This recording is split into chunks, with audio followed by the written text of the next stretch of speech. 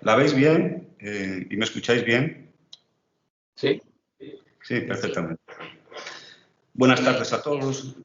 Quiero agradecer, antes de empezar esta defensa, a los miembros del tribunal, el doctor Haller, la doctora Cajiao y la doctora Mauri, por su disponibilidad en participar de este acto de defensa.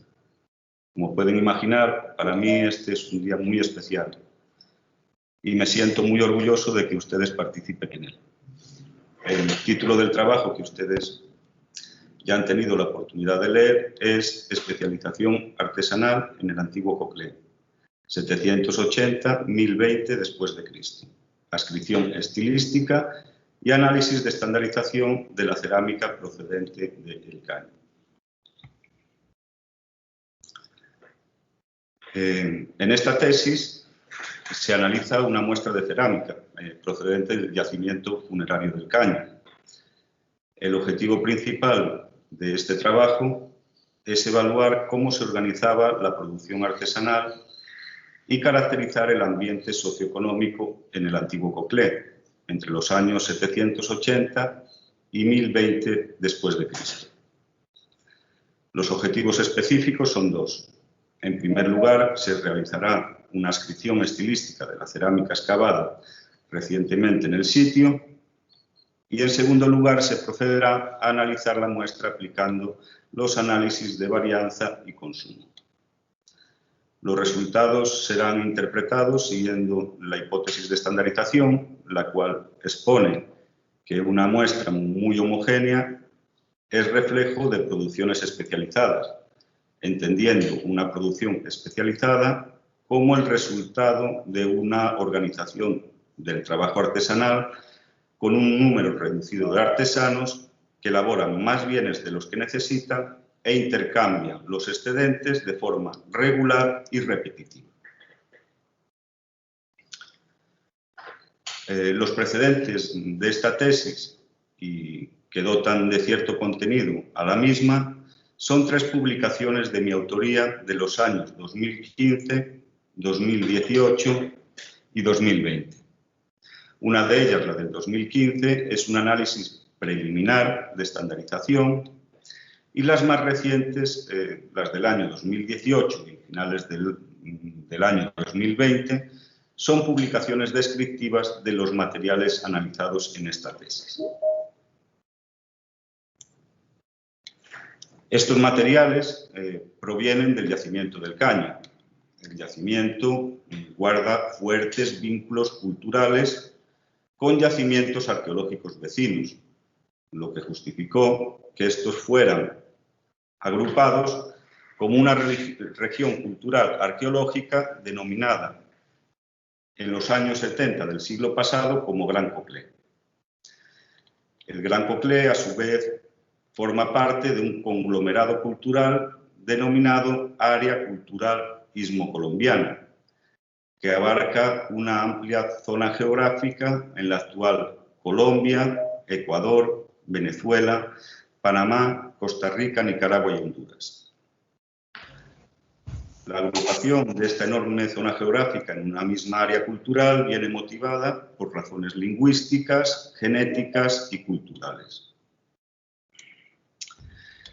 El yacimiento del Caño está situado en las inmediaciones de Río Grande, en el corazón de las llanuras coclesanas. Parte del yacimiento es, desde los años 70 del siglo pasado, una zona arqueológica protegida de aproximadamente 8 hectáreas. Se desconoce el tamaño real del yacimiento, pero se cree supera ampliamente los límites del parque arqueológico, ocupando terrenos adyacentes que actualmente se usan como tierras agrícolas para el cultivo extensivo de la caña de azúcar. Bien, para quien no lo conocen, el yacimiento del Caño es famoso por sus enigmáticos alineamientos de monolitos, por la escultura monumental en piedra basáltica con bellas representaciones zoomorfas y antropomorfas, por sus montículos antropogénicos de unos 3 metros de altura, donde se han identificado contextos funerarios y habitacionales, pero sobre todo por sus ricos depósitos funerarios. En estos depósitos se evidencia claramente una sociedad con marcadas diferencias sociales. Estas diferencias se observan en el trato funerario preferencial que tienen algunos de los cuerpos allí enterrados. Las cerámicas que se analizan en este trabajo provienen de estas tumbas, que fueron minuciosamente excavadas en el caño desde el año 2008 al año 2016, y de las cuales tuve la oportunidad de participar desde sus inicios como parte del equipo de investigación. Este dato es muy importante e implica que los materiales analizados en esta tesis no son muestras de segunda mano, lo que incide positivamente en la confiabilidad de los datos y en el resultado de los análisis. La mayoría de la cerámica excavada en estas tumbas es conocida como cerámica Conte, tras las excavaciones realizadas por la Universidad de Harvard en un yacimiento cercano. Estas cerámicas fueron clasificadas en 2 periodos, uno temprano y uno tardío, y en diferentes estilos. A pesar de ser una de las cerámicas mejor estudiadas de la región, todavía existe una pequeña discusión acerca de su antigüedad y sus características estilísticas.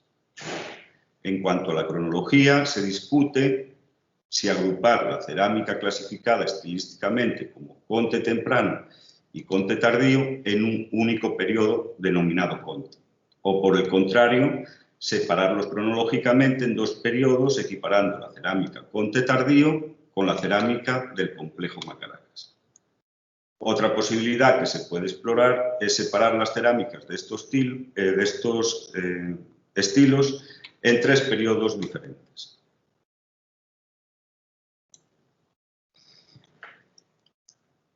La cronología absoluta y relativa de los contextos excavados en el caño aportan datos muy importantes a esta discusión. Vemos en la gráfica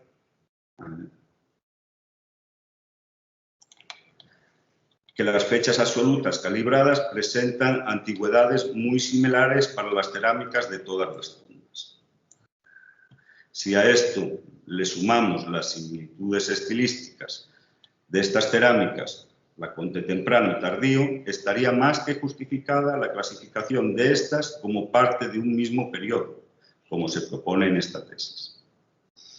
En la cronología relativa, por otro lado, existen diferencias temporales que no se aprecian claramente en la cronología absoluta. Las fechas que se disponen en la parte superior de la gráfica se corresponden con los grupos estratigráficos más recientes, y los más antiguos se sitúan en la parte de abajo. Si bien observamos que las fechas son similares, la cronología relativa, sin embargo, evidencia que las tumbas con cerámicas clasificadas como Conte temprano son estratigráficamente más antiguas que las tumbas con cerámica Conte tardío. Finalmente, solo se encuentran unos pocos ejemplos de la cerámica Macaracas en las tumbas más tardías junto a la cerámica Conte tardío. La presencia de unos pocos ejemplos de este tipo de cerámica en estos contextos no es justificación suficiente para validar la propuesta de agrupar los estilos cerámicos Conte tardío y Macaracas como cerámicas de un mismo periodo. Su presencia es meramente testimonial, no es estadísticamente significativa y las diferencias estilísticas entre ambos complejos son más que evidentes. Adicionalmente a las cerámicas encontradas en las tumbas, se han hallado miles de fragmentos en los rellenos y en estratos superiores del yacimiento. La mayoría de estos fragmentos son cronológicamente posteriores a los depósitos funerarios y deben ascribirse a los complejos Parita y El Hatillo.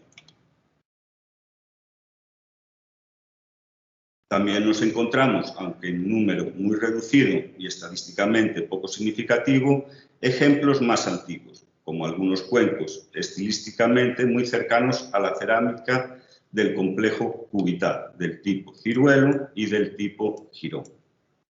A pesar de que esta muestra no formará parte de los análisis de estandarización, al estar muy fragmentada, su presencia es muy importante.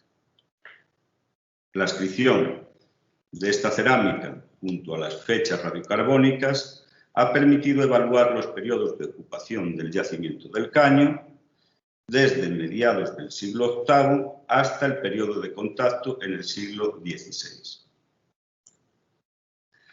Estas fechas abarcan los últimos periodos prehispánicos en la región, que se corresponden con el periodo cerámico tardío.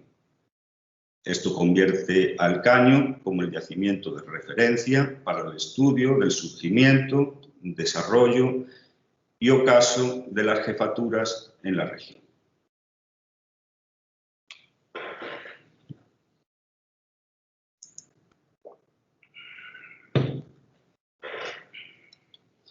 Bien, los materiales de estudio que serán considerados para los análisis de estandarización son 1.319 vasijas halladas en 7 tumbas.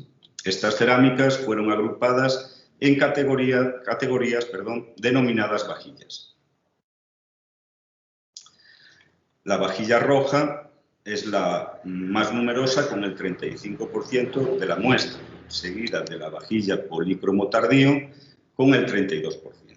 Los contextos con un mayor número de cerámicas son la tumba 2 y la tumba 7, donde se encontraron 443 y 462 piezas respectivamente.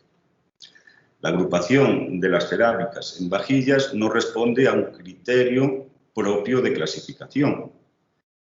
Las vajillas son construcciones estilísticamente propuestas en estudios precedentes. Esta decisión se tomó para facilitar la comparación de la muestra encontrada en el Caño con las cerámicas de la región y, adicionalmente, facilitar su lectura a los investigadores interesados y expertos en la cultura coclesana. La vajilla se define como un conjunto de formas que comparte entre sí rasgos estilísticos y tecnológicos.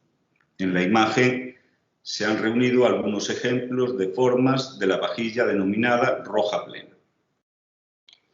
Las cerámicas de esta vajilla tienen en común el uso del color rojo como único elemento decorativo. La vajilla más elaborada y, como vimos también muy presente en las tumbas, es la famosa vajilla polícroma. Estas vajillas se caracterizan por el empleo de una gama de colores única en la región y es muy característica de este periodo. En las cerámicas de esta vajilla se combinan el negro, el rojo, blanco y el morado, en complejos diseños geométricos y zoomorfos, y en una gran variedad de recipientes. Esta cerámica se puede dividir estilísticamente en 2 grupos, denominados Conte temprano y Conte tardío, como hemos dicho con anterioridad. Los dos con variedades estilísticas, en algunas de ellas de difícil identificación. Otros grupos cerámicos son la vajilla ahumada, que se caracteriza por el color negro en su superficie, producto de la cocción de la arcilla en ambiente reductor. La vajilla línea roja o tipo guácimo, que se caracteriza por el empleo de decoración de motivos geométricos sobre la pasta cruda o con un pequeño engobe de color crema. O la vajilla línea negra o tipo becerra, que se caracteriza por el empleo de una decoración de patrones geométricos en negro sobre un pequeño engobe blanco sobre el borde. Bien, estas vajillas fueron agrupadas en 2 categorías éticas, la cerámica festiva ritual y la cerámica utilitaria. El objetivo de esta construcción es observar si hay cambios en el resultado de los análisis de estandarización entre una cerámica utilitaria en la que se ha empleado una menor cantidad de recursos, se ha empleado también un menor tiempo en su manufactura y de un consumo más generalizado, con respecto a la cerámica polícroma, con una decoración más sofisticada, donde se emplea una mayor cantidad de recursos y es tecnológicamente mucho más elaborada. Una vez agrupadas las muestras por sus características estilísticas en vajillas, se procedió a clasificarla por las características formales, con la intención de construir los grupos de análisis. Al igual que con los estilos, se respetó mayormente los criterios y nombres propuestos en estudios precedentes, por lo que no puede hablarse propiamente de una clasificación, sino más bien de una adscripción. Así, por ejemplo, los platos se definen como recipientes redondos más anchos que altos. Los cuencos también son recipientes más anchos que altos, pero a diferencia de los platos, su altura en relación con su ancho es del 25% o mayor. Los nombres dados a estos recipientes son simplemente eso, nombres, y no tienen intención, en la mayoría de los casos, definir la función que estos podrían tener en realidad. Bien, de cada una de estas formas básicas, se crearon variables. En la imagen podemos observar el ejemplo de las variedades de las jarras de la vajilla roja plena. Las jarras es un grupo que se define en este trabajo como aquellas cerámicas más altas que anchas. En la tabla se muestra el número de cerámicas organizadas por variedad y adicionalmente también por tumba. Según la característica de su cuerpo, o por poseer o no poseer asa vertedera, se agruparon en diferentes variedades, globulares, biglobulares, carenadas, cilíndricas, y en distintas subvariedades dependiendo del tamaño del cuello, el tipo de borde o el tipo de soporte.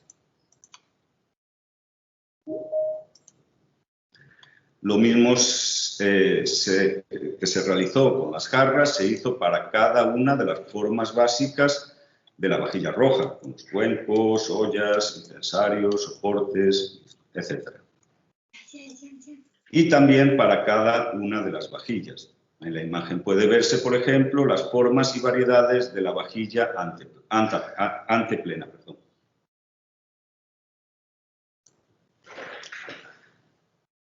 Una vez agrupada la muestra estilísticamente y por sus formas, se procedió a la elección de los grupos de análisis, es decir, la muestra que se va a analizar.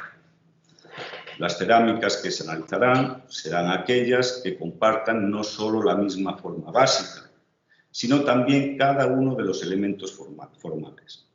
Además, debe compartir el mismo estilo y proceder de un mismo contexto arqueológico. Es importante que las cerámicas procedan de un mismo contexto para evitar lo que se denomina oscurecimiento temporal. Estudios precedentes demuestran que los análisis de estandarización solo llegan a ser confiables si las muestras son coetáneas, produciéndose tremendas variaciones en los resultados en muestras que no lo son. Por eso, uno de los criterios discriminantes es que los datos deben proceder del mismo contexto, o lo que es lo mismo, de la misma tumba, presumiendo que la gran mayoría de las cerámicas de una misma tumba son mínimamente coetáneas. Otro criterio discriminante es el número mínimo de ejemplos que debe tener una muestra para ser analizada. Se procedió a analizar aquellos grupos que compartían una misma forma, un mismo estilo y además un número mínimo de 4 ejemplos. A pesar de no ser el número ideal, para este tipo de análisis se incluyeron grupos de hasta 4 ejemplos, advirtiendo que siempre serán más confiables los resultados de los grupos con un mayor número de cerámicas. Cerámicas con 2 o 3 ejemplos únicamente no fueron analizados, ya que podrían considerarse los resultados como casuales o anecdóticos. Una vez seleccionadas las cerámicas para los análisis, se procedió a tomar las mediciones de cada una de ellas.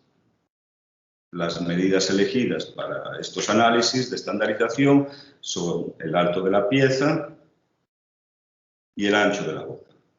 En el caso de las formas cerradas, como las jarras o las ollas, se tomó una tercera medida, el diámetro máximo. Al existir variación entre las diferentes alturas, en algunas piezas con una diferencia evidente, como en el caso de la jarra de cuello largo de la imagen, siempre se procedió a recoger el dato máximo. El mismo criterio se empleó para el ancho de la boca y el diámetro máximo. Las medidas se recogieron con un escalímetro digital y cinta métrica en los ejemplos más grandes. Bien. Los datos fueron tomados en centímetros con un decimal y agrupados en una hoja de cálculo. En el anexo 1 de la tesis se recoge toda una relación de medidas considerados en estos análisis. Una vez se tomaron los datos, se calculó de cada uno de los grupos la media y la desviación estándar. Valores necesarios para determinar los coeficientes de varianza. La media es la suma de todos los datos divididos por el número del total de la muestra. La desviación estándar es que tanto oscilan los datos con respecto a la media. Finalmente se calcula la varianza, que es el resultado de la desviación estándar dividida por la media, que se expresa en porcentaje multiplicándolo por 100. Este valor, expresado en porcentaje, será nuestro indicador para determinar el grado de estandarización de la muestra. En la imagen podemos observar los datos de las jarras globulares con base anular, cuello largo, borde recto, de la vajilla roja plena, procedente de la tumba 7. En este caso, los valores de estandarización oscilan entre el 13 y el 16,74%, que, como explicaremos más adelante, son valores de variabilidad predominantemente altos y se interpretará como una forma poco estandarizada. Los resultados se agruparon nuevamente en tablas y en categorías. Se interpretaron divididos en 3 niveles de estandarización: valores bajos, valores medios y altos, tomando como buenas categorías establecidas en estudios precedentes. Los valores por debajo del 10%, marcados en rojo, son considerados como valores de variabilidad bajos y se interpretarán como ejemplos muy estandarizados. Por el contrario, valores por encima del 15% se interpretarán como muestras poco estandarizadas. Valores entre el 10 y el 15 no muestran una tendencia clara de estandarización y para su interpretación quizás se necesiten de datos adicionales. Siguiendo estos criterios, vemos que en la tabla de análisis para la vajilla roja plena, los platos son grupos bien representados en el análisis. En su mayoría es una forma muy estandarizada, con poca variabilidad, a excepción de los platos de borde sin modificar que presentan una variabilidad muy alta. En las jarras de cuello largo, los grupos con un mayor número de muestras proceden de la tumba 2 y de la tumba 7. Los resultados en estos casos son altos o muy altos, evidenciando que es una forma poco estandarizada. En los grupos con menos cantidad de muestra, como vemos, existen valores muy estandarizados, como las jarras cilíndricas, y otros poco estandarizados, como los cuencos hemisféricos. Otros ejemplos analizados y catalogados como vajillas utilitarias son los cuencos de la vajilla línea negra, ejemplos de la vajilla línea roja y ejemplos de la vajilla decoración en paneles. Vemos que los ejemplos de la vajilla línea negra arroja valores muy altos muy altos de estandarización, mientras que la decoración en paneles valores muy bajos. La vajilla línea roja no muestra una tendencia clara, aunque el grupo más numeroso marca una tendencia media-alta.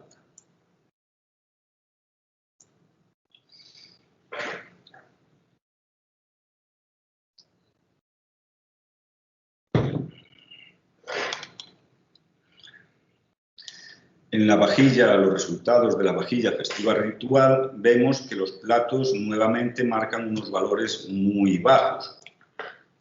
Algo que vimos también en la vajilla roja plena o en la vajilla decoración en paneles. Las jarras nuevamente, al igual que en otras vajillas, tienen predominantemente valores altos en el diámetro de la boca y en la altura. Finalmente, en la vajilla festiva tardía vemos que no hay una tendencia clara con los valores altos y bajos. Nuevamente, los platos parecen marcar una tendencia baja y las jarras marcan una tendencia alta. Bien. El resultado de los datos pueden visualizarse gráficamente muy bien con la campana de Gauss. En las gráficas de Gauss, la apertura de la campana viene dada por la desviación estándar de la muestra, que recordemos es que tanto oscilan los datos con respecto a la media. Cuanto más ancha es la apertura de la campana, mayor es la variación, o lo que es lo mismo, una muestra poco estandarizada. Esto puede observarse en las jarras y platos sobre pedestal de la tabla. Por el contrario, en una muestra estandarizada, la campana tiende a estrecharse, como vemos en los ejemplos de platos, jarras globulares y cuencos carenados de la vajilla polímero.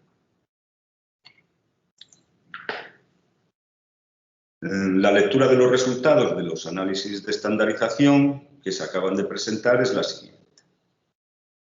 Los resultados no son homogéneos y existen formas que presentan una variabilidad baja y otras formas que presentan una variabilidad muy alta. Existe un patrón claro en cuanto a los platos de borde engrosado, una forma que claramente presenta una estandarización muy marcada. Por el contrario, en las jarras es una forma poco estandarizada. Estos dos grupos tienen un número de muestra muy alto, lo que se traduce en una mayor confiabilidad de los resultados. Adicionalmente, no parece existir variaciones significativas entre los valores de estandarización de las vajillas festivo ritual y las vajillas utilitarias. Una vez realizados los análisis y realizada la lectura, debemos interpretarlos.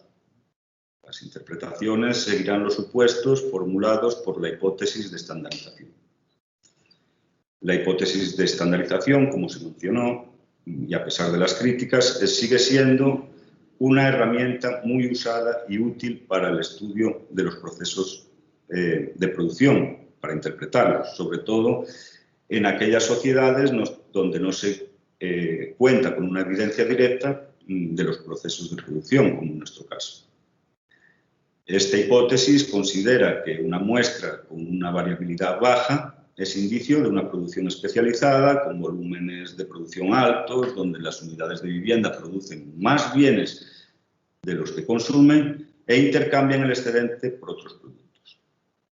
Por el contrario, una muestra con una variabilidad de forma alta se considera una producción no especializada, con un volumen de producción bajo para un consumo dentro de las unidades familiares. Los datos evidencian que una parte de la cerámica del caño, aquella que presenta valores muy bajos de variabilidad en el tamaño, como los platos, fueron elaborados por artesanos altamente cualificados. Estos datos se interpretan en este trabajo como indicios claros de una producción especializada. Los mismos artesanos son los encargados de producir la cerámica, adicionalmente más elaborada, y la cerámica utilitaria. Por otro lado, existen datos de cerámica muy poco estandarizada, que estaría indicando justamente lo opuesto. Producciones no especializadas, realizadas por artesanos que producen más bienes que el que consumen, artesanos que producen bienes para su propio consumo o para un intercambio, pero que sea espontáneo. No es de extrañar que en el antiguo Coclé pudieran convivir ambas formas de producción artesanal. También es posible, como se propone en esta tesis, que esta realidad de cerámica muy estandarizada y cerámica poco estandarizada sea producto del trabajo de artesanos altamente cualificados y de aprendices trabajando en conjunto, cuando la demanda de bienes subía, como durante los festejos y ceremonias funerarias. Bien, de la muestra y de los resultados de los análisis llama la atención que hay una importante parte de la muestra que presenta valores sistemáticamente estandarizados en los diferentes contextos y estilos. Me refiero a los platos de borde engrosado. Estos platos presentan, como vimos, una variabilidad baja, inclusive si comparamos las medias de estos en las diferentes vajillas. Esto puede observarse claramente en la gráfica, en las que se representa el valor en centímetros del ancho de boca de los platos en diferentes vajillas. Adicionalmente, si comparamos las medias de los platos de borde engrosado en diferentes tumbas, la variabilidad sigue siendo baja a pesar de ser cronológicamente no coetáneas. Las pruebas de homogeneidad en esta muestra confirman lo observado en las gráficas. El valor P en la prueba Matt-Whitney y el test Bartlett para variables no paramétricas en platos de borde engrosado de la vajilla polícroma y de la vajilla roja proveniente de la tumba 2 es mayor al valor de significancia alfa, por lo que se valida la hipótesis nula que plantea que la diferencia entre las medias y varianzas de estos dos grupos no son estadísticamente significativas. La lectura de estos datos es que los mismos artesanos que hacían los platos polícromos también eran los encargados de hacer la vajilla roja. Para los platos de borde engrosado, de contextos cronológicamente no coetáneos, volvemos a ver una sorprendente homogeneidad de las pruebas realizadas con los mismos resultados.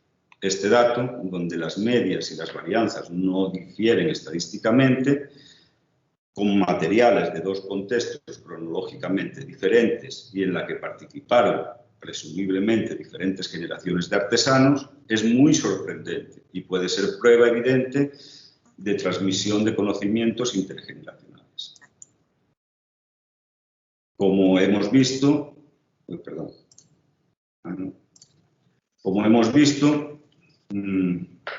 hay evidencias de que existen artesanos especialistas altamente cualificados en el antiguo Coclé, tras lo cual se investigaron los patrones de consumo de las cerámicas entre personas civiles y personas de élite, con el objetivo de evaluar el grado de independencia de los artesanos.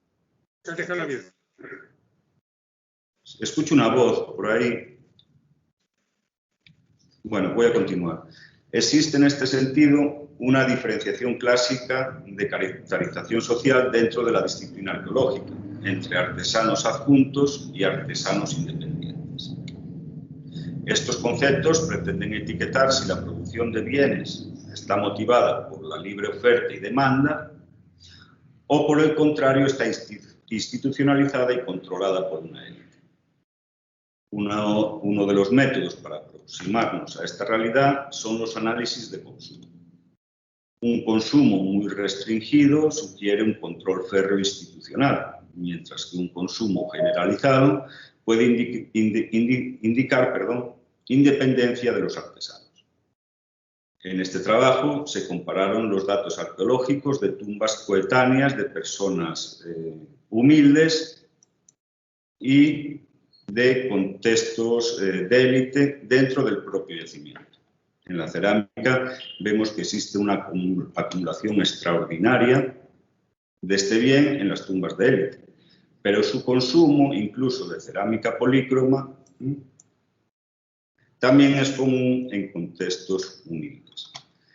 Estos datos podrían estar marcando un control de la producción por acumulación de bienes. Sin embargo, un consumo habitual en todos los estratos de la población, como se ve en el caño, también podría estar indicando que los ceramistas tenían cierto grado de independencia para intercambiar sus productos.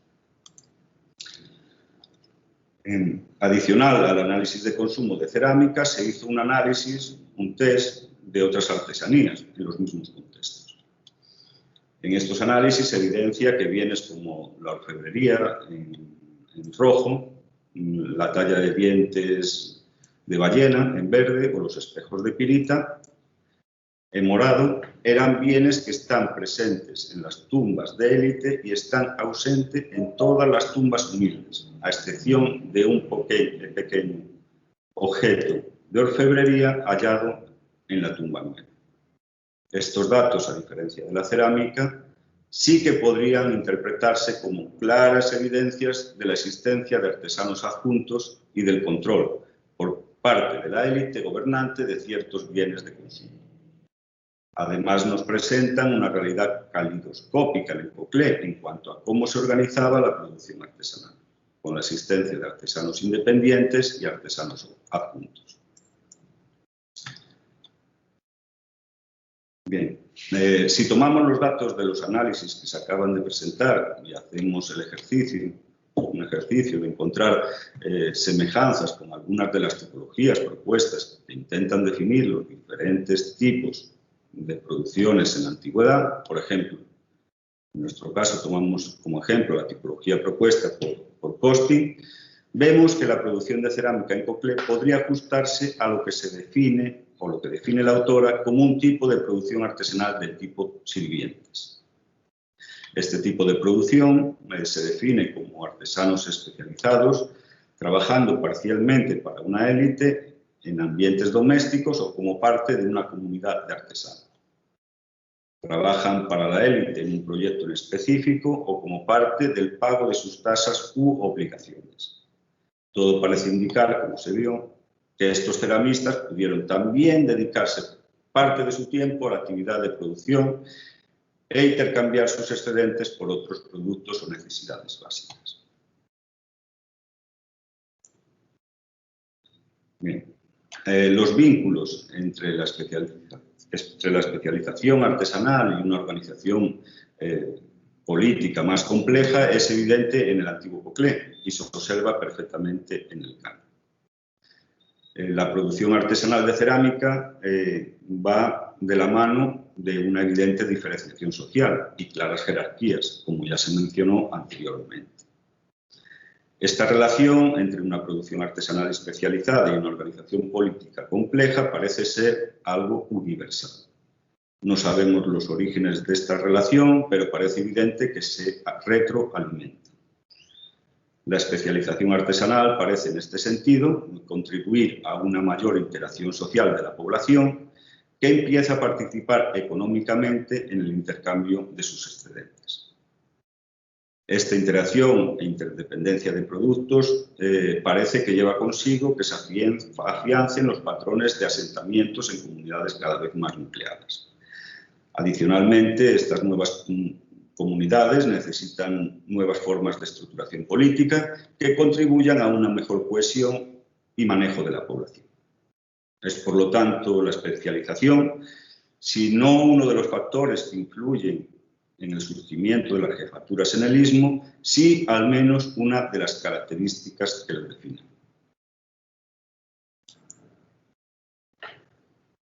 Ya estamos finalizando. Los aportes de este trabajo son, por un lado, una validación de la secuencia cerámica construida para la región cultural de Coclé, con pequeñas modificaciones menores. Además, se propone una ocupación clara desde finales del siglo VIII al siglo XVI del yacimiento del Caño, basada en los análisis estilísticos, la cronología relativa y absoluta. Los análisis de estandarización confirman la creencia generalizada entre los arqueólogos de que los ceramistas en el antiguo Coclé eran artesanos especializados. Y por último, la tesis aporta una caracterización de este tipo de especialización artesanal. y propone que los ceramistas, a pesar de sus obligaciones con las élites, tenían cierta libertad e independencia para comercializar con sus productos. Las valoraciones finales que hago de este trabajo son las siguientes. En primer lugar, el objetivo principal de esta tesis era evaluar cómo se organizaba la producción de cerámica en el antiguo Coclé, y creo que se ha logrado, al menos parcialmente, a través de los análisis de estandarización. Estos análisis de estandarización son pioneros en la zona de Coclé y pueden aplicarse a nuevos estudios, es decir, se abre una vía de análisis. Además, este método es muy ventajoso porque es barato, solo se necesita un espacio de trabajo, útiles métricos y no requiere grandes capacitaciones. Este trabajo debe considerarse un buen punto de partida de futuras investigaciones que busquen profundizar en la caracterización de la especialización en la zona. Debe verse, por lo tanto, este trabajo como un punto de partida de otros estudios futuros que podrían enfocarse, por ejemplo, en la procedencia, redes de intercambio, análisis de técnicas de manufactura, estudios de género, entre otros.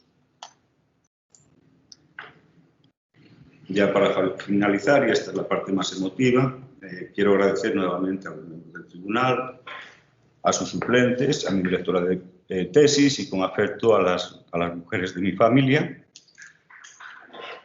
a mi madre, a Julia, a Charo, Julia y Té, y por supuesto al pequeño Iván. También a todos los que me han ayudado de algún modo con el manejo de la muestra de análisis, a los especialistas que han participado en el proyecto de excavación, a los asistentes de arqueología, en especial a Aurelio Sánchez y Arias Zaldívar, a los trabajadores del Parque Arqueológico El Caño, a los voluntarios, a las restauradoras de cerámica y a todas las personas que, en definitiva, han facilitado consejo o ayuda en este trabajo. Adicionalmente, a los funcionarios de la universidad que me han ayudado con los trámites y al doctor Monterroso por su disponibilidad a moderar este acto. Por último, a las instituciones panameñas, el Ministerio de Cultura, muy importante, la SENACID también y, por supuesto, la Fundación El Caño, que sin su ayuda sería imposible realizar este trabajo. Gracias a todos.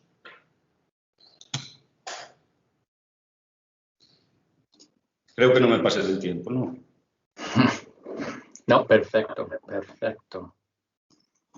Bueno, gracias, Carlos. Ahora, la segunda parte de la sesión, discusión con el tribunal.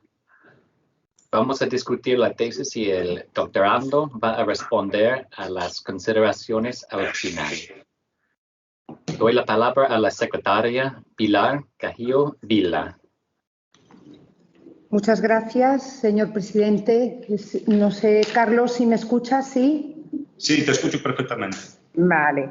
Bueno, yo, como es de rigor, lo primero que quiero hacer es felicitar calurosamente a Carlos, porque llegar hasta aquí pues, es haber alcanzado, desde luego, una meta académica que cobra un doble mérito precisamente por hacerlo en estas circunstancias en las que ahora nos encontramos.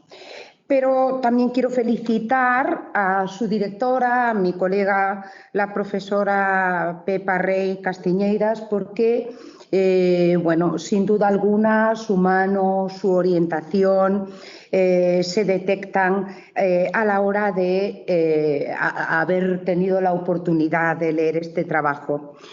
Y, por supuesto, quiero agradecérselo a los dos, tanto a Carlos como a su directora, agradecerles la oportunidad de formar parte de este tribunal, de compartir con otros especialistas, con toda honestidad lo digo, creo que más capacitados que yo en este campo concreto de estudio.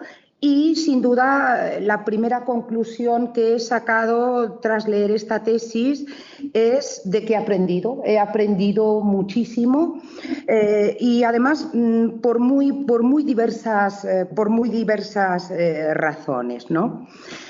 Quiero también felicitar de nuevo al doctorando por su presentación oral, quiero decir, porque a mi juicio ha sido realmente excelente por su claridad, por la tranquilidad con la que ha sabido llevarnos, nos ha permitido transitar por toda su investigación, incluso para aquellos, como digo, que es mi caso, más ajenos a la temática, ¿no?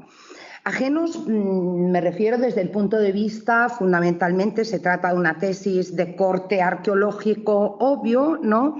Y a pesar de mi especialización como americanista, no es ni a través de esta disciplina, ni siquiera del periodo cronológico que se aborda en el trabajo, de la que yo pueda tener mayor conocimiento.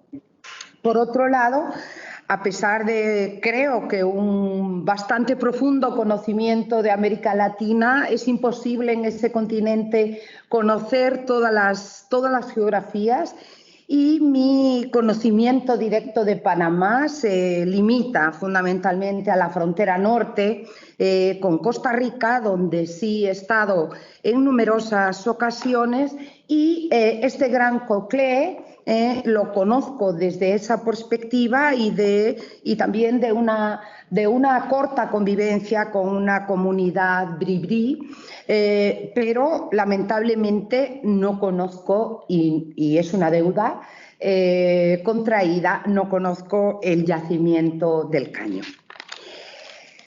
En primer lugar, ninguna de estas carencias de mi propia formación me impide valorar en su justa medida la tesis que nos toca juzgar en el día de hoy.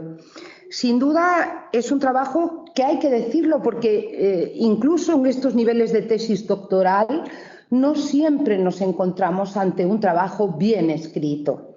Y en este caso es un trabajo bien escrito, de profunda claridad expositiva, de redacción correcta, de cumplimiento estricto de todos los aspectos formales que requiere un trabajo de estas características, a la hora de las citas, a la hora del aparato crítico, a la hora de presentar los anexos, tanto los cuadros como las numerosas ilustraciones. Y al que hay que añadir que cuenta con una estructura que a mi juicio es correcta. Es correcta porque, como decimos aquí, es de puro sentidiño, es decir, de sentido común, ¿no? Es de sentido común a la hora de ordenarla. Esto ocurre en muchas ocasiones en los tribunales que juzgan las tesis doctorales, que ponen en tela de juicio si la estructura hubiera podido ser otra, ¿no? Claro que hubiera podido ser otra. Obviamente cualquier estructura de un trabajo de estas características se presta a distintas interpretaciones, pero yo creo que la adoptada por el doctorando permite, igual que me lo ha vuelto a demostrar en su exposición oral, permite perfectamente la comprensión tanto de el marco teórico en el que se encuentra inscrita esta investigación, como los parámetros metodológicos y de carácter práctico que se han ido aplicando al trabajo, ¿no? Así que, insisto, es una estructura ágil y lógica, digamos, para ir discurriendo a lo largo de la investigación. Pero además, algo que he percibido desde el primer momento en que recibí el trabajo es que esta tesis no es solo esta tesis. Esta tesis forma parte de un proyecto mucho más amplio, de muy largo aliento, y que ese sí que lo conozco un poco más, a pesar de no haber estado presencialmente en el Caño. Y buena muestra de ello son las publicaciones previas que nos ha vuelto a recordar hoy el doctorando y que además aparecen también en su bibliografía, publicaciones que en la medida que he podido entender trascienden y sobrepasan incluso el tema central de esta tesis, es decir, que hay un abordaje mucho más amplio detrás y mucho mayor, es decir, que el doctorando partía ya de unos mimbres desde los que ha sabido perfectamente tejer la investigación y llegar a conclusiones, creo que muy importantes. Es evidente, por razones obvias de mi formación académica, que uno de los capítulos, quizá esto decepcione un poco al doctorando, porque su aporte realmente es más en otros campos, ¿no? Pero a mí me ha gustado especialmente el capítulo, creo que es 2, el capítulo contextual.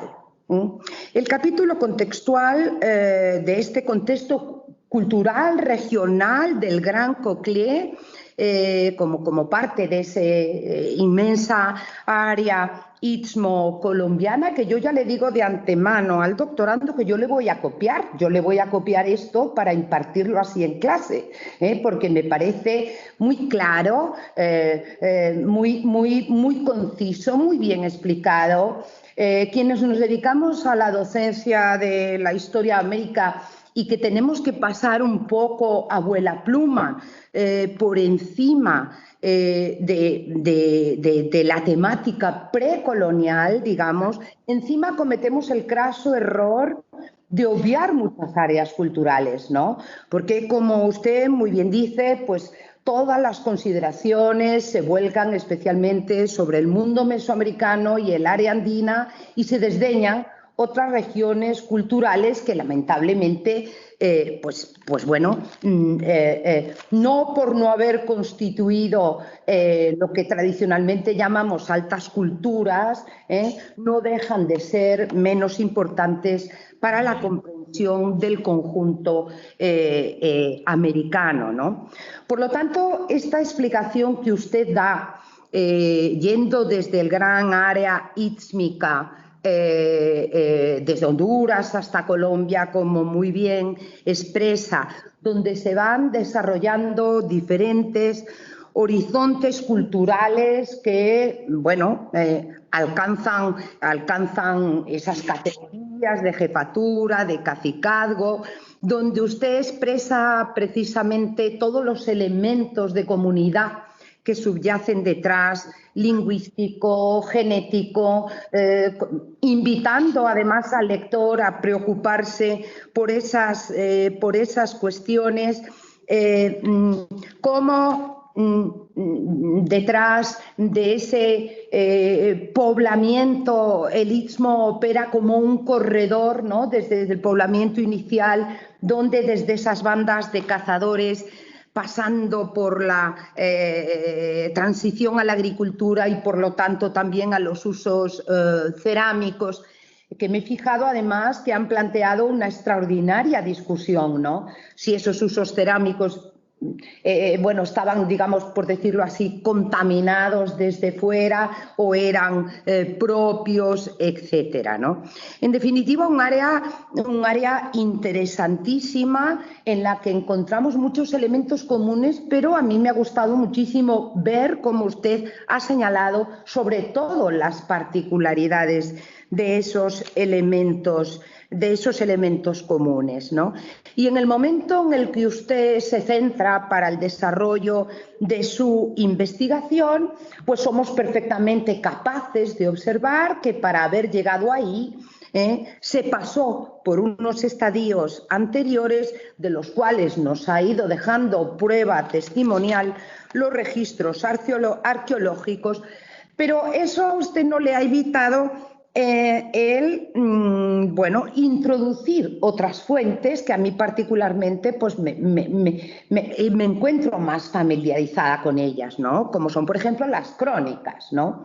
Sin que Fernández de Oviedo sea el que goce de mis mayores simpatías en lo personal, lo digo como si lo hubiera podido tratar en algún momento, he de reconocer que su Historia General de las Indias deja a veces detalles extraordinarios que usted ha sabido aprovechar y cruzar muy bien con las pruebas, digamos, con los registros arqueológicos de los que partía. Y esto lo he visto también más adelante cuando cita las crónicas de Vázquez de Espinosa, a pesar de que sean muy posteriores a este tiempo, ¿no?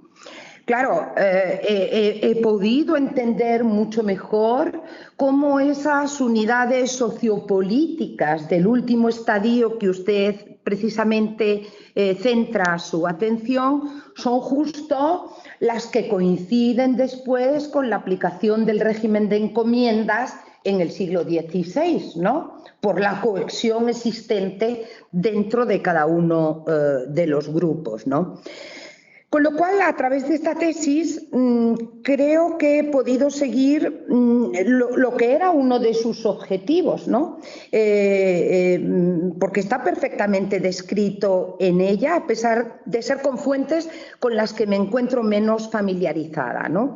Y es poder entender una composición social, una articulación social concreta, patrones de asentamiento, costumbres, usos, con perfecta claridad. No estoy, desde luego, autorizada, no me siento autorizada para discutir con usted en lo relacionado con los aspectos que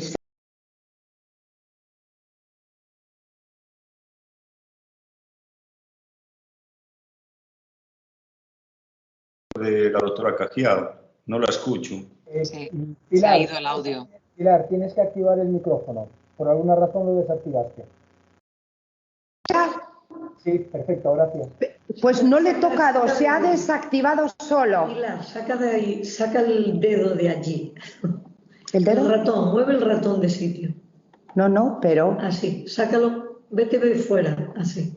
Sí, pero ¿no me ha escuchado nada de la intervención? No te preocupes, Pilar, no te preocupes, solo fue un segundo. Fue un segundo. Disculpe, pero juro que no le he tocado al ratón. Sí, pero si está cerca... Ya, se mueve. Lo puedes mover tú con él. Bien, no, estaba ya, por cierto, a punto de terminar.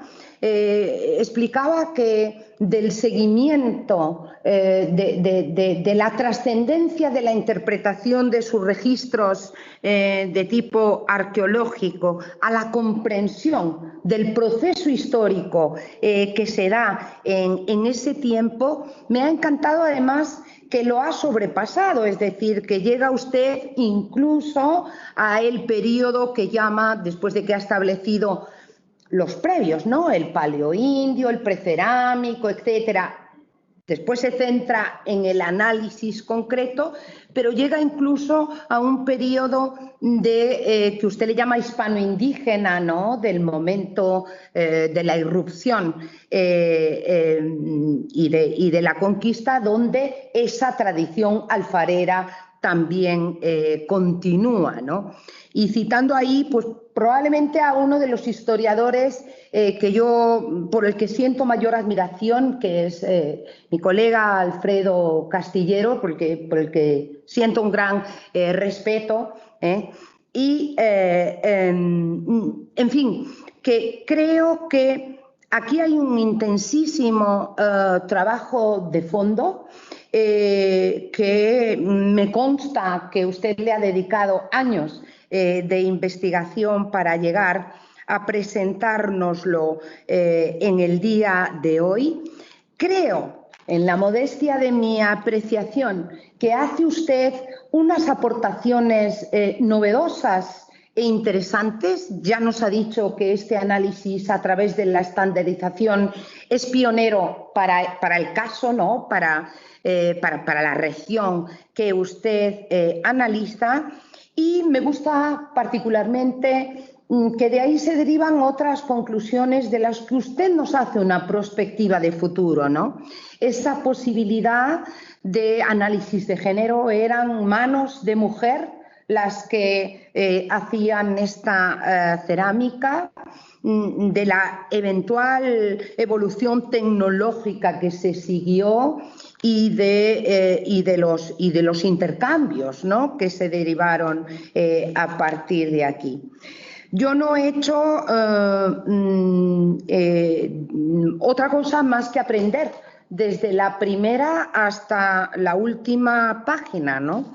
Con lo cual creo que quienes me sigan en el uso de la palabra serán quienes seguramente alimenten una discusión mucho más rica que la que yo le puedo ofrecer, y termino mi intervención como he comenzado, felicitándole a usted particularmente por el aporte que brinda, por el rigor de la investigación que ha llevado a cabo y, de paso, insisto, como comencé, felicitando también a la directora de su trabajo. Muchas gracias, señor presidente.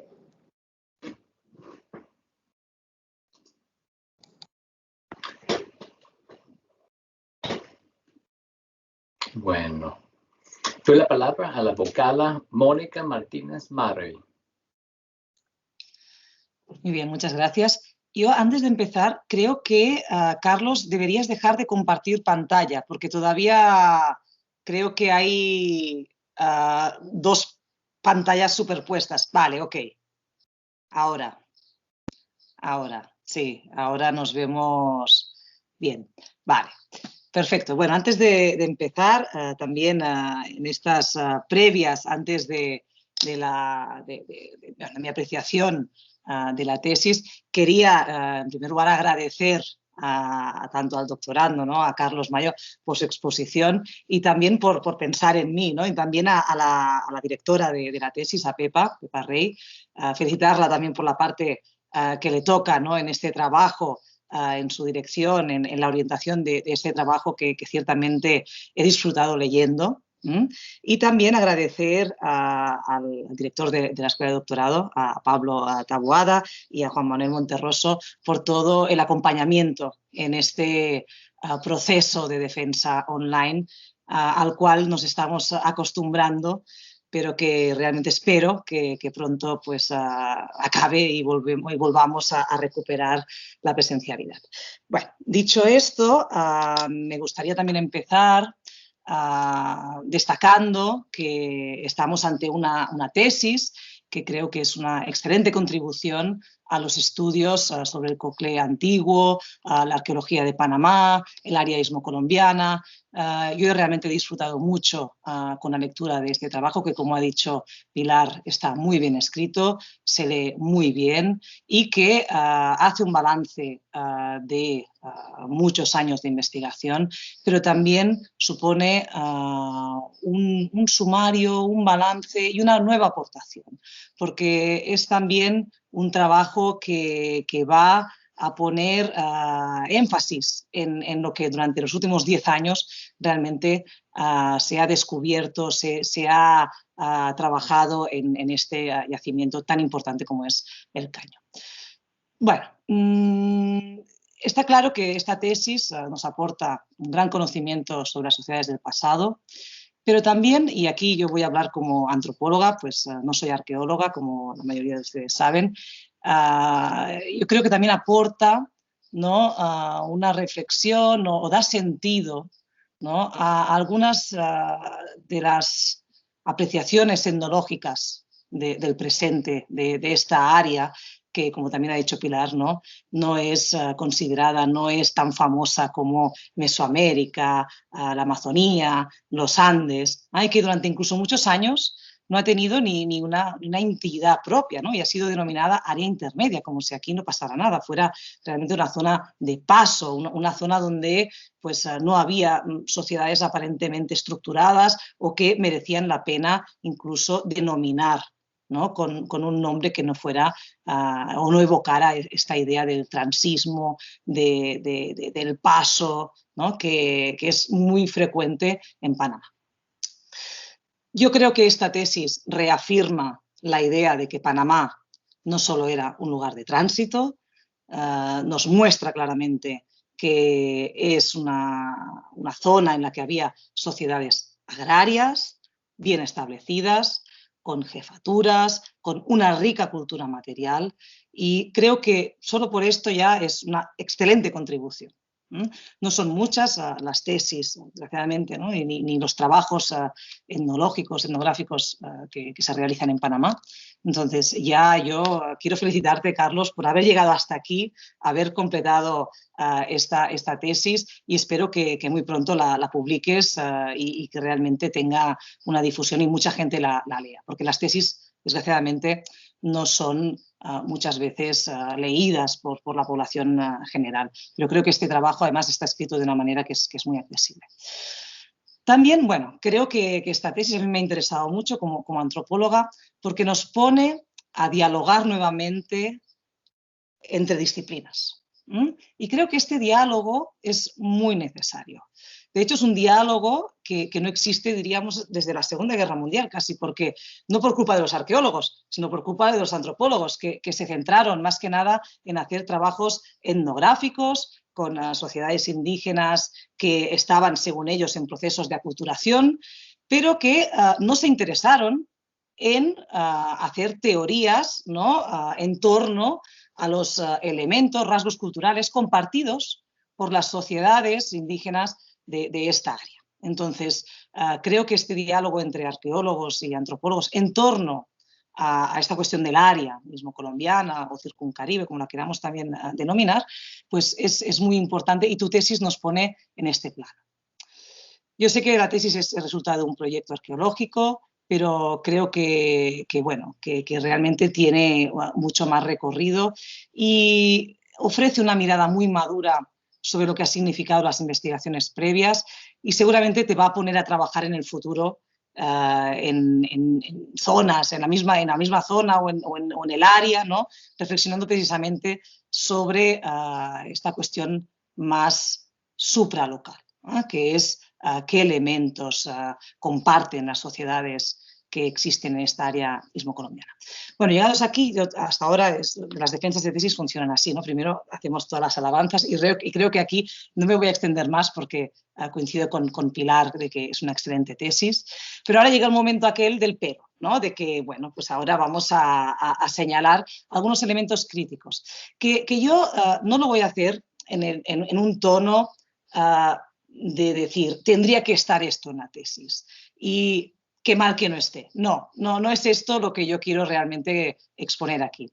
Ahora las apreciaciones que voy a hacer son para que precisamente podamos contribuir a este diálogo entre antropología y arqueología.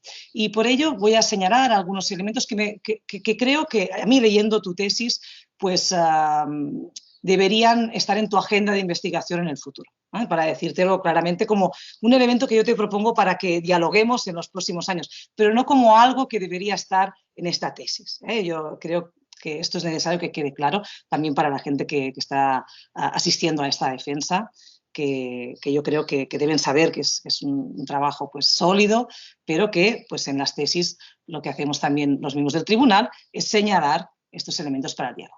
Bueno, en primer lugar, yo creo que uno de los conceptos centrales de tu tesis es la idea del intercambio, ¿no? De hecho, uno de los objetivos, lo dices muy claramente, es que esta tesis, ¿no?, quiere ver si en la sociedad Coclé las unidades domésticas eran autónomas o dependían de otras unidades vecinas, ¿no? Bueno, también partes de esta idea de Costin, ¿no?, de que el intercambio, según esta teoría arqueológica, debe darse de una forma regular, repetitiva y quizás institucionalizada entre las diferentes unidades de producción para que sea interpretada como una sociedad especializada. Ok. Bueno, también tú en la página 195 interpretas, ¿no?, que incluso la cerámica podría ser como un tipo de impuesto, ¿no?, que los artesanos entregarían a las élites. Bueno, yo creo que estas ideas, que creo que forman parte de una disciplina, que es la arqueológica, cuando las miramos con lentes antropológicas, pues nos crean ciertas suspicacias, ¿no? Pero creo que analizas el sistema económico bajo un prisma de unas categorías muy presentes, en el fondo, porque trabajas en base a las categorías de producción, distribución, consumo, pero nosotros los antropólogos, cuando hacemos trabajo de campo, cada vez más hemos abandonado estas categorías para trabajar en base a categorías que son más acordes con las que estas sociedades indígenas trabajan o que son más propias, ¿no? Y como dice Philippe Descola, un antropólogo que ha teorizado mucho sobre los modos de relación en las sociedades indígenas, no solo latinoamericanas, sino de todo el mundo, cuando analizamos las sociedades propiamente animistas, quizá deberíamos abandonar las ideas en torno a la producción, protección, transmisión, que son relaciones entre seres que no permiten la reversibilidad, y tendríamos que pensar las relaciones que se dan en estas sociedades indígenas a partir de las nociones de intercambio, don o depredación. Entonces, bueno, ¿por qué no pensar la cerámica en estos términos? Sobre todo en el término del intercambio, ¿no? Y aquí es donde yo creo que hay se abre una puerta de diálogo fantástica entre arqueólogos y antropólogos, ¿no? Voy también a citar un trabajo de Stephen Gudeman, que leí hace relativamente poco, preparando un número monográfico con un colega austríaco establecido en Alemania, Ernst Hallmayer, sobre precisamente los sistemas de intercambio en las sociedades indígenas del área istmo-colombiana. Descubrí el trabajo de Stephen Gudeman, que es un economista, no es un antropólogo, pero él hablaba de que en el área istmo-colombiana él había hecho trabajo de campo con sociedades campesinas en el siglo XX, y él hablaba de la existencia de una fuerte interconexión entre las acciones humanas y no humanas, que promovía una renovación de lo que él denomina una energía, una fuerza vital. Una fuerza que en esta área istmo-colombiana trasciende, ¿no?, la división entre la sociedad humana y el medio ambiente. Son ideas interesantes, yo creo, para los arqueólogos también, por eso te las expongo. Entonces, la teoría que formula Stephen Gudeman en torno a la energía, la fuerza vital, que opera como un hilo conductor en las economías rurales de Panamá y Colombia, creo que es pertinente para el análisis de la cerámica. Mira qué te digo. Porque, bueno, según este investigador, ¿no?, en la región istmo-colombiana las economías, ¿no?, girarían en torno a la idea del hogar. Y todos los actos materiales, ¿no?, sea plantar, atender los animales, recolectar, cocinar, consumir, ocuparse de los otros, estarían imbuidos de significación, ¿no? Entonces evocarían esta idea de la fuerza. Los hombres y mujeres serían entonces los encargados, ¿no?, de mantener esta fuerza, no de crearla, y precisamente lo harían estableciendo relaciones de complementariedad entre ellos. Bueno, yo creo que es la idea de que este sistema, ¿no?, pone en ese sistema la acumulación, realmente se ve limitada, ¿no?, por las formas de intercambio entre los hogares.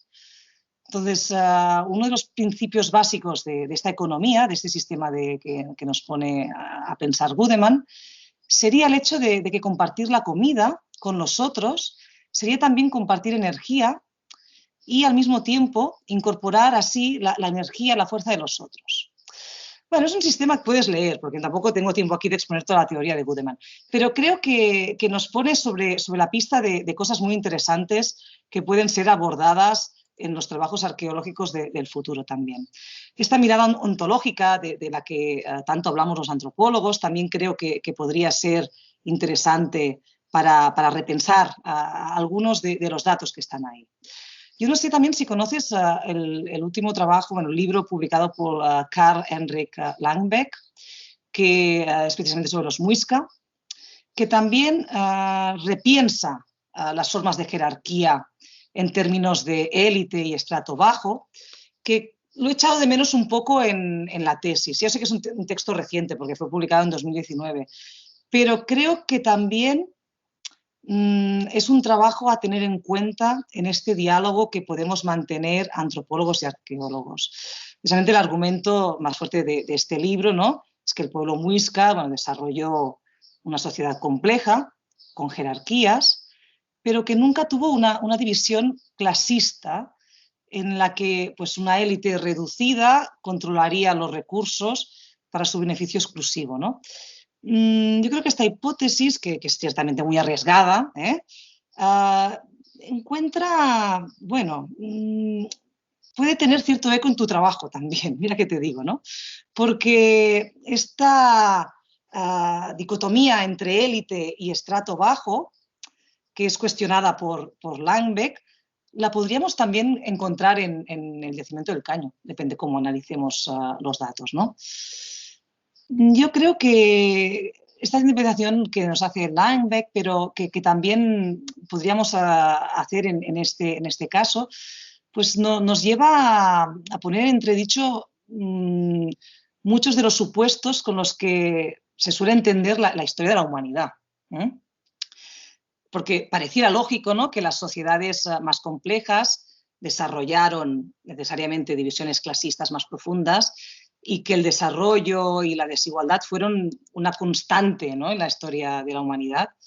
Pero si miramos diferentemente estas sociedades, o el caso Muisca, por ejemplo, ¿no?, vemos que pues, en una sociedad en la que la complejidad y la jerarquía no fueron realmente sinónimos de existencia de unas élites abusivas y explotadoras, ¿no? Entonces, nos llevan a repensar el pasado en unos términos que también nos llevan a cuestionar nuestro presente, ¿no? Y aquí yo creo que hay un reto, ¿no? Y que tenemos que salir un poco de esa zona de confort de nuestras disciplinas y inspirarnos a veces a ser realmente arriesgados por, bueno, a pensar, ¿no?, que la norma quizá no es esta polarización. De hecho, hay trabajos también contemporáneos como los de David Grafner y David Wengrow que también plantean, ¿no?, desde la antropología, que no todas las sociedades deberíamos interpretar la jerarquía como dominación. Puede haber diferencias, pero que no den lugar a una desigualdad marcada. Bueno, yo creo que en general sería bueno que nos alejásemos de estereotipos que quizá pues, marcan nuestras trayectorias disciplinares y nos atreviéramos a ver también las cosas con más complejidad. Yo creo que también para el futuro, y en tu trabajo yo creo que vas a tener la oportunidad de hacerlo porque, o sea, te quedan, ya con esto voy acabando porque tenía muchas notas, pero el tiempo va pasando. Yo creo que aquí tienes mucho camino, ¿no?, para la cerámica, y yo no voy a poner en duda tu sistematización, tu análisis, que realmente no tengo elementos para cuestionar y me parece muy convincente. A mí no lo voy a cuestionar. Y la cerámica creo que es un elemento muy importante y de hecho es el más visible, el que pues, los arqueólogos tenéis a disposición. Pero yo creo que tendríamos que ir un poquito más allá, ¿no? Y no partir de la cerámica como un único marcador de diferenciación social. Tampoco pues, solo las variaciones estadísticas de la salud o la esperanza de vida, ¿no?, para determinar la calidad de vida de una población del pasado. No podemos tomar, ¿no?, aisladamente estos indicadores, sino que hay que tener una visión muy holística sobre pues esto, los ajuares, los patrones de asentamiento, la alimentación, la salud, el parentesco, ¿no? Y yo sé que esto lo vas a poder hacer después de la tesis, porque lo bueno de la tesis es que luego hay un momento que es el post-tesis, donde uno hace muchas cosas. Y aquí es donde yo creo que deberías seguramente, y lo vas a hacer, ¿no?, poner en diálogo estos datos de la cerámica con otros elementos que sé que tenéis, o sea, son datos que he visto en algún congreso presentados. Bueno, también yo creo que este diálogo que podemos abrir entre antropólogos y arqueólogos debe incluir a los colegas colombianos que están trabajando en ello y me gustaría citar también a Juan Camilo Niño Vargas, que es también un antropólogo que ha teorizado sobre las sociedades chibchas y que tiene también unas reflexiones en torno a la cosmología chibcha que creo que pueden inspirar también muchos trabajos y muchos diálogos entre antropólogos y arqueólogos. Bueno, quería también, para concluir, ¿no? Y aquí, bueno, sí, tengo muchas cosas todavía, pero me da pena tomarme mucho tiempo. También durante este confinamiento tuve la oportunidad de revisar el handbook de Julian Stewart y todos sus colaboradores y revisé las cartas entre Paul Kirchhoff, Stewart, pero también Alfred Métraux, y pude entender cómo durante este periodo de tiempo que fue también muy excepcional, como lo que hemos vivido con la pandemia, ¿no? La Segunda Guerra Mundial, los impulsores, los antropólogos y arqueólogos que escribieron en el handbook crearon el 4º volumen dedicado al área circuncaribe, que es una cosa que me interesó para precisamente comprender, ¿no? Cómo desde la antropología y la arqueología creamos áreas. Y precisamente el área circuncaribe, que se la debemos básicamente a Paul Kirchhoff, y su realmente convicción de que Colombia y Panamá y Costa Rica no eran lo mismo que el área amazónica, que las tierras bajas del área tropical, pues creo que muchas de las intuiciones de Paul Kirchhoff están también se confirman en tu tesis. Yo os animo a leer también, bueno, hay ciertos trabajos de Paul Kirchhoff que nunca fueron publicados, pero hay una colección de cartas que creo que deberíamos rescatar algún día, porque son cartas de los años 40 que nos están mostrando intuiciones que se encuentran en nuestros trabajos que estamos realizando ahora.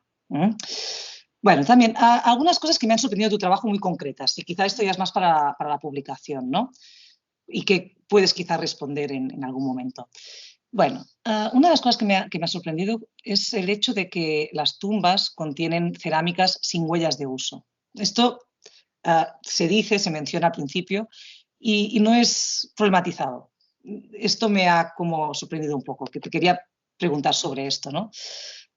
También dices en la página 125 que hay la tumba 6 que se encontró una artesanía confeccionada con dientes de tiburón. Esto me parece muy normal, pero también con dientes de perro. Esto a mí me ha sorprendido para la época y precisamente me da a pensar, ¿no? Sobre relaciones de domesticación entre humanos y no humanos que no conocía. Y, bueno, me parece un dato curioso, ¿no?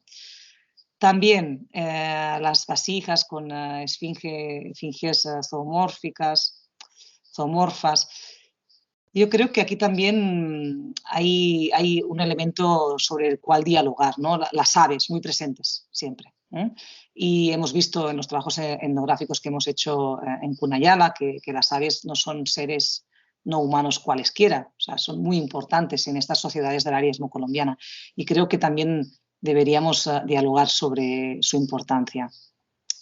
También cuando hablas en la página 131 que en las tumbas hay niños y adolescentes con un trato similar a los adultos, esto tú haces la interpretación de que hay unos rasgos que serían heredados. Bueno, mi pregunta es, ¿existen lazos de consanguinidad entre estas personas? Esto no me ha parecido claro, ¿no? Porque, bueno, yo lo que veo en mi trabajo etnográfico es que hay personas, es verdad que la persona se construye con el tiempo, ¿no? Y que uno no nace realmente persona humana, sino que incluso los niños son enterrados, los bebés, antes de los 2 años, como los animales. No tienen un trato como realmente persona en muchas sociedades todavía hoy. Pero aquí estamos hablando de niños, adolescentes que pueden haber nacido con un don. De hecho, esto es corriente en el área, ¿no? Entonces, bueno, me interesaba esta cuestión del dato de la consanguinidad. Bueno, ya también una última cosa. Hablas en la página 167 de mitos etnográficos sobre las zarigüeyas. Bueno, los mitos etnográficos, yo creo que son los mitos recopilados por los estudios etnográficos, ¿no? Aquí una pequeña precisión semántica que creo que si publicas el trabajo pues hay que corregir. Pero yo te felicito nuevamente, yo creo que estamos ante un trabajo espectacular, además, o sea, realmente no es solo una tesis de doctorado, es un trabajo de muchos años y que esta tesis pues culmina de forma brillante. Yo aquí ya lo dejo y lamento haberme alargado tanto. Tengo muchas notas, pero es que realmente no calculé que iba a tomar tanto tiempo. Muchísimas gracias. Bueno, gracias, Mónica. Ahora toca mi turno. Gracias, Carlos, por incluirme el tribunal. Me gustó mucho leer la tesis. Es una obra importante en los estudios de la producción artesanal en Panamá antiguo. La mayoría de mis preguntas es acerca de ponerse esta obra en términos al nivel de la región central de Panamá, o sea, Gran Cocle. Seguimos. Durante el periodo cerámica medio y la cerámica cúpita, existía el intercambio socioeconómico a través de la bahía de Parvita y la estación de cerámica. Sin embargo, las investigaciones arqueológicas apoyan que la cerámica cúpita fue producido en muchos lugares y contextos locales, en vez de talleres centrales. En el contexto de la estandarización alfarería en el caño, que sugiere este intercambio durante la época de Cúpita, y hay algunos paralelos en el periodo cerámica tardío. También como el sitio Conte y el Caño tienen los entierros más lujosos de Gran Cocle durante 700 a 1000 años después de Cristo. ¿Y cómo funcionaba el Caño como centro ritual regional y control por parte de los gobernantes de la producción de cerámica por otras áreas de Gran Cocle?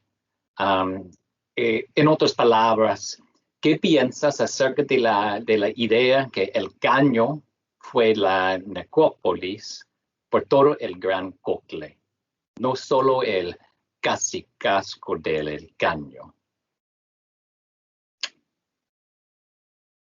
Y esas son mis preguntas. Tengo bastante más comentarios, pero que fue felicitaciones a todos. Fue un buen tesis. No sé si Carlos, si quieres responder al tribunal.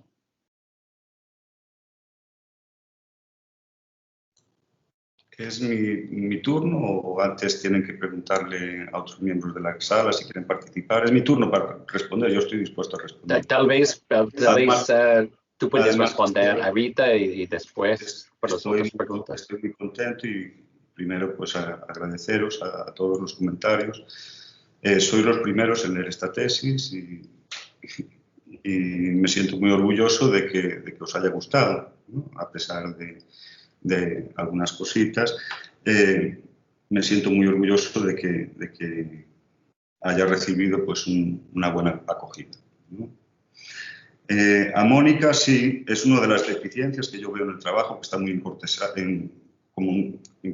encorsetado, ¿no? En un marco teórico que quizá debería revisarse, ¿no? Y bueno, pues con otros aportes bibliográficos, y estoy a la espera de que me escribas con la bibliografía para intentar trabajar esto en el futuro. Sí, bueno, has hecho una pregunta sobre las cerámicas sin huellas de uso, ¿no? Las cerámicas lucen todas sin huellas de uso, excepto algún incensario, ¿no? Esto es importante porque son cerámicas que son nuevas, ¿no? Nos están diciendo que son cerámicas nuevas, no es algo que se han producido y se ha manufacturado para el propio ritual, ¿no? Por eso es importante, ¿no? Lo de las vasijas zoomorfas y lo de las aves está muy presente. Las aves, no solo las aves, no solo en cerámica, también en otro soporte como la escultura. Quizá el artefacto arqueológico más icónico del Caño es el hombre pájaro, que se representa la cabeza, la parte superior de una persona, arrastrada por dos aves, ¿no? Y estas aves, según Mercedes Vinea, que seguramente nos estará escuchando, simbolizan pues, animales psicopompos, ¿no? Que trasladan el alma de la persona más allá. Eso es algo que no se trata en esta tesis, la iconografía, y que es algo que se debe tratar a futuro, ¿no? En cuanto a lo de los estatus, heredados, escritos, no hay datos de ADN, ¿no? Pero volvemos otra vez al encorsetamiento que te mencionaba, ¿no? Es decir, que los arqueólogos en la disciplina hay dos visiones claras de los estatus, son escritos o son heredados, ¿no? Entonces, si vemos a personas jóvenes que anteriormente a las excavaciones del Caño no se habían encontrado,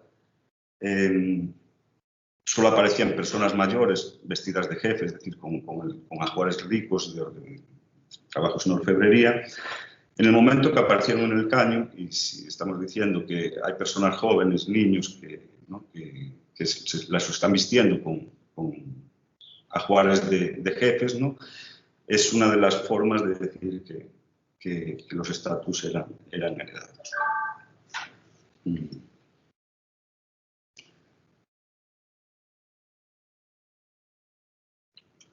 Tienes toda la razón con esto de los mitos etnográficos y lo de las zarigüeyas. Gracias por el dato.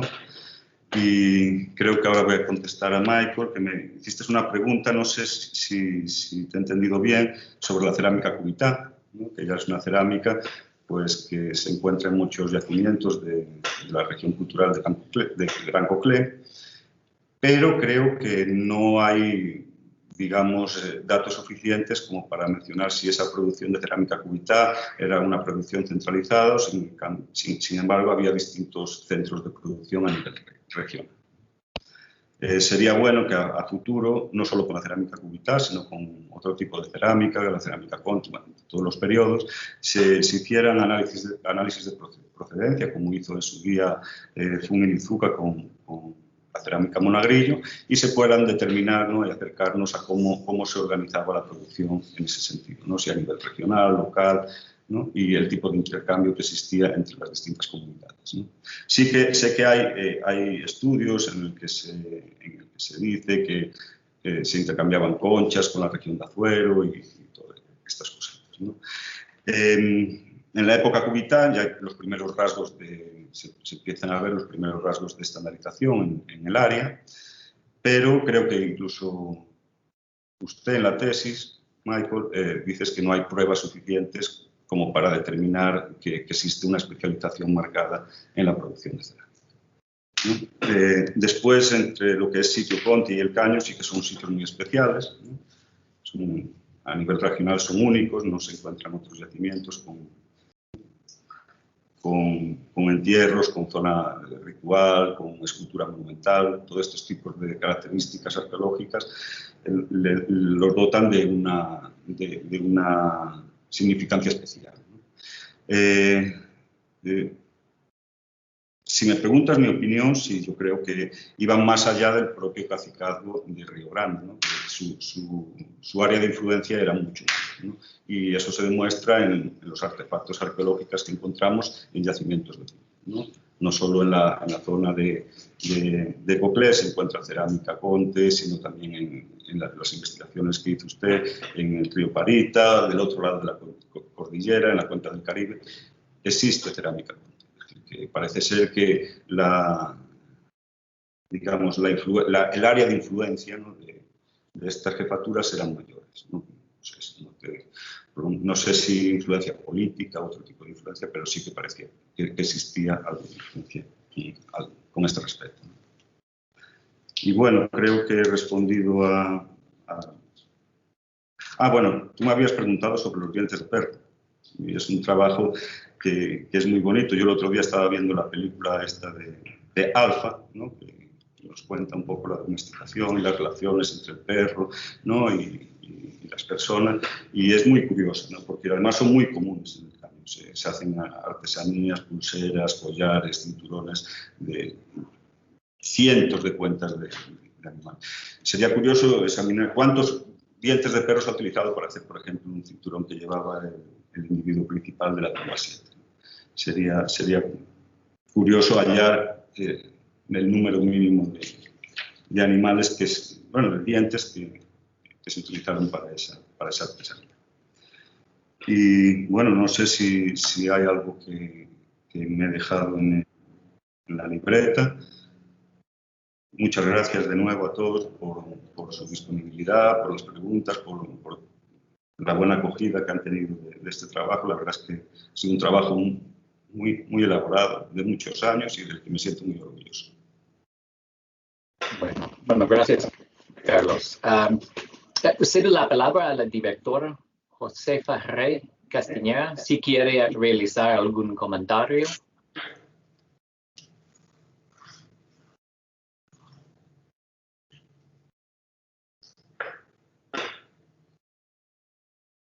No se escucha, Pepa. Pepa, no se escucha.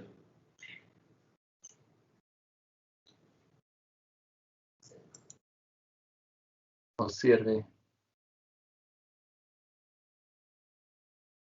Y ahora se para.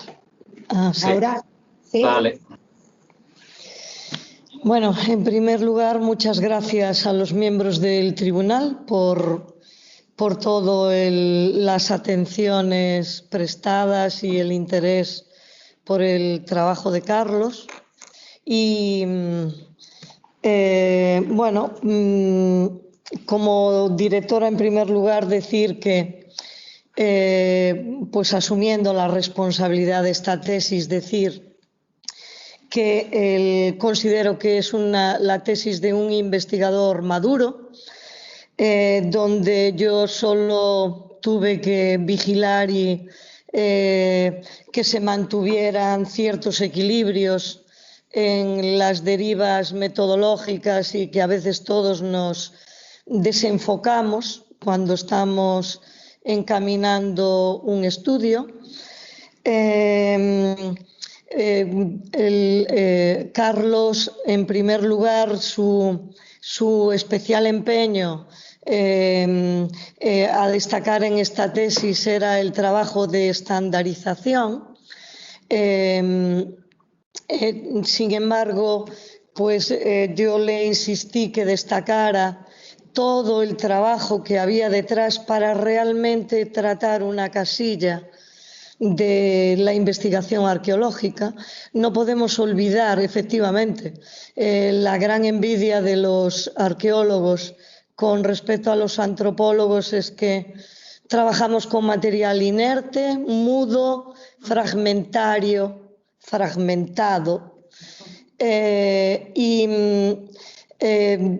Sin embargo, queremos hablar en términos actuales y en todas las temáticas actuales, de manera que para poder hacerlo a través de esas mínimas evidencias, lo que realmente hacemos es atrapar todas las metodologías que se muevan, arqueometrías más las disciplinas propias de la arqueología, ¿no?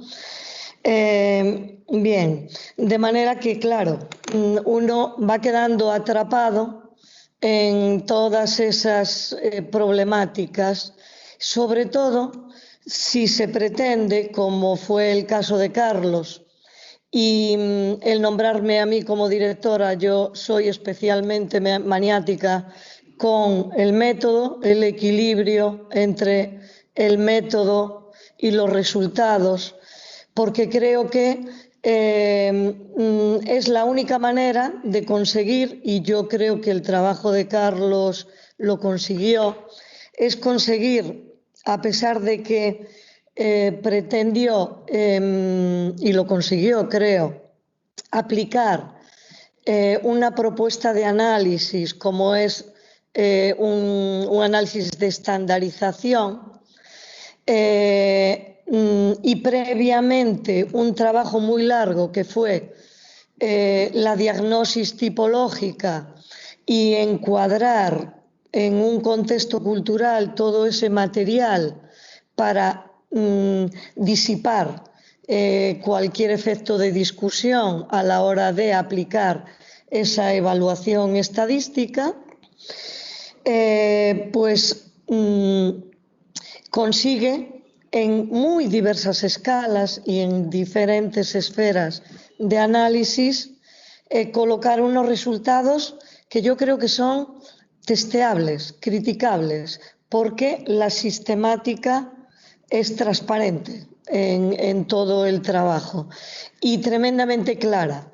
En ese sentido, Carlos tiene una gran capacidad de expresión y su trabajo es siempre muy fluido y claro y se identifica en qué momento del proceso y qué es lo que está expresando, de manera que yo creo que bueno, él es consciente él quiere llegar a hablar de lo social y lo que hace es una aportación muy pequeñita, un grano de arena a ese retrato de lo social, pero de una manera consciente, ¿no? Y que se enmarca dentro del trabajo de un equipo que pretende trabajar todo esto.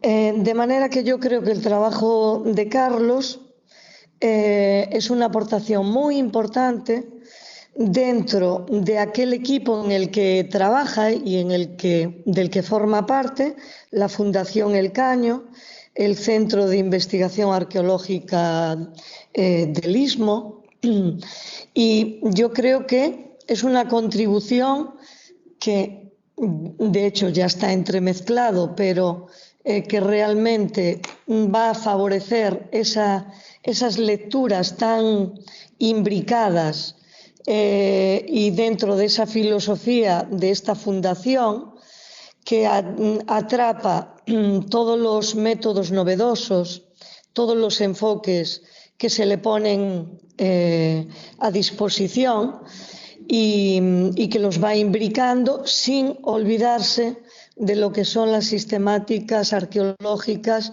más tradicionales, como son las diagnosis tipológicas, identificaciones estilísticas y, por lo tanto, involucrarse en todos los niveles interpretativos posibles de la investigación arqueológica, de manera que eso enriquece en gran medida la investigación del caño y que permite, por lo tanto, imbricarse a muy múltiples escalas y esferas de investigación. Bueno, por un lado, mi enhorabuena al doctorando por haberlo conseguido y a la Fundación El Caño por ese arrope que se ve detrás y esa imbricación de la que forma parte Carlos, que no solo tiene la capacidad de dirigir y encauzar unas metodologías de trabajo a nivel de tipologías y a nivel de análisis de estandarización, sino que El Caño fomenta también que ese trabajo se desarrolla. Por lo tanto, creo que la enhorabuena es tanto para el doctorando como para la fundación. Y aparte de la enhorabuena, yo quisiera también agradecer pues, a Carlos por haberme considerado para la dirección de este tema. Yo soy estudiosa de cerámica, pero de un mundo completamente diferente y conozco la cerámica del Caño que al principio me costó asimilarla, por la estética y porque hasta que conseguí tropezarme con algunos animales, con su paisaje, no conseguía comprenderla en su totalidad. Y muy agradecida también a la Fundación y a Julia, que fue alumna mía en primero de carrera, y que me permitió disfrutar de todo el recorrido de su vida académica y personal, y que pude comprobar todo el mérito de todo lo que significa la investigación del caño y la complejidad del caño. Y bueno,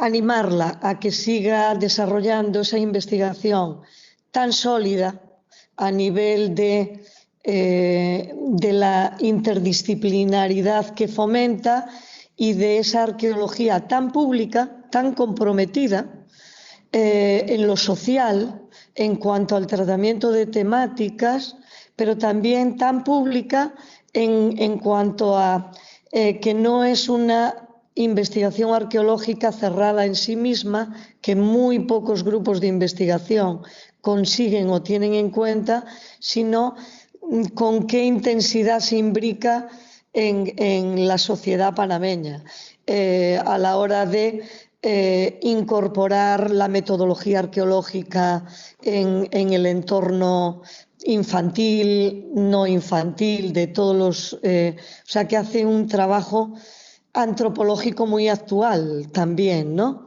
Y que lo incluye. Y todas esas perspectivas de alguna manera están incluidas, a lo mejor no tanto como un objeto social de observación, que también lo está, me consta, sino también de implicación de la sociedad panameña, que tiene una parte activa muy importante y provoca unos reflejos importantes.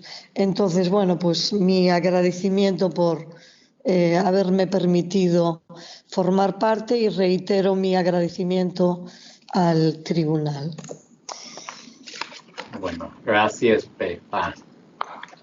Bueno, ¿hay algún doctor o doctora presente en la sala que quiere realizar alguna pregunta? Yo quería hablar.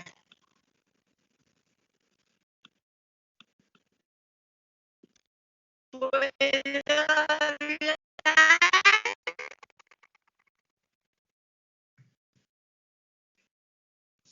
Pues no sé cómo. ¿Quién es?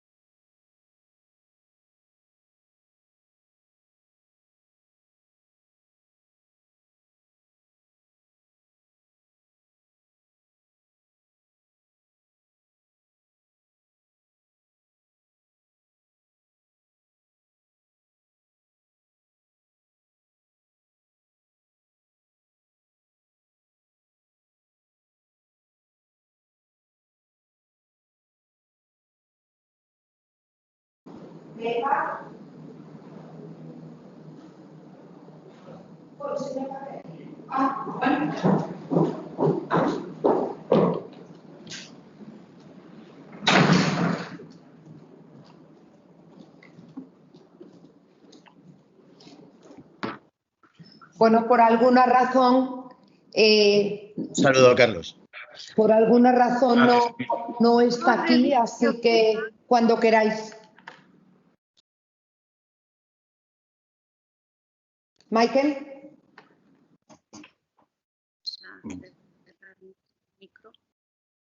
Bueno, ¿vamos a esperar o sigue? Digamos. Michael, yo creo que puedes seguir sin problema. Ok, perfecto. Bueno, los miembros del tribunal terminamos la deliberación y la calificación de la tesis doctoral es sobresaliente. Enhorabuena al doctor Carlos Mayo Torné.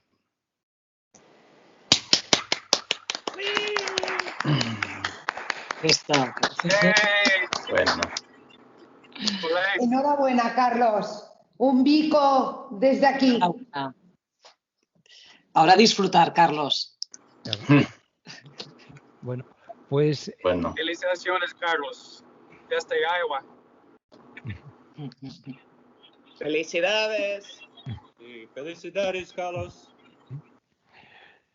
Muy bien, yo voy a dejar de grabar ya en este momento y ahora ya cada uno puede dejar la sesión cuando desee. Enhorabuena, Carlos, también. Muchísimas gracias a todos desde la escuela. Bueno, gracias, Juan Manuel.